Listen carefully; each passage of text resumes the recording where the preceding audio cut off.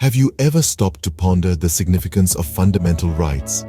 Why do they form the backbone of democratic societies?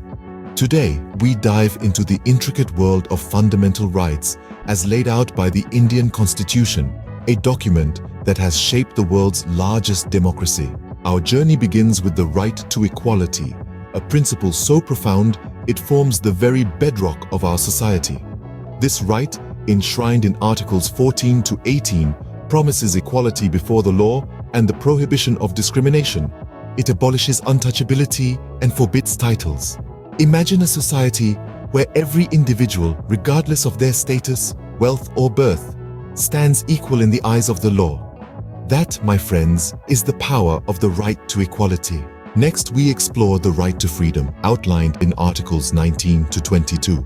This right is a bouquet of freedoms: speech and expression, assembly, association, movement, residence, and profession.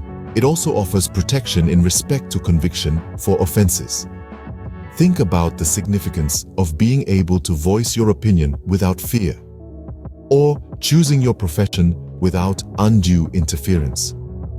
These freedoms shape our individual and collective identities. The third fundamental right, the right against exploitation, laid out in Articles 23 and 24, prohibits all forms of forced labor and child labor.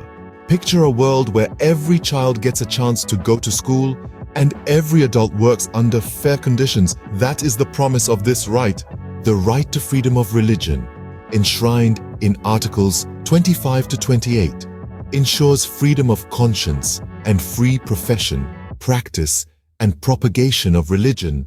It safeguards your right to follow your beliefs without fear of coercion. Next is the cultural and educational rights detailed in Articles 29 and 30.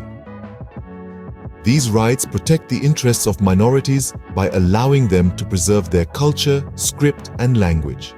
It celebrates the diversity that is the hallmark of our society. Finally, we have the right to constitutional remedies, the heart and soul of our fundamental rights, outlined in Articles 32 and 33. This right empowers individuals to approach the Supreme Court for the enforcement of these rights. It is the guardian of all other rights, a testament to the checks and balances within our system. In summary, fundamental rights constitute the essence of our democracy. They ensure equality, freedom, protection against exploitation, freedom of religion, cultural and educational rights, and the right to constitutional remedies.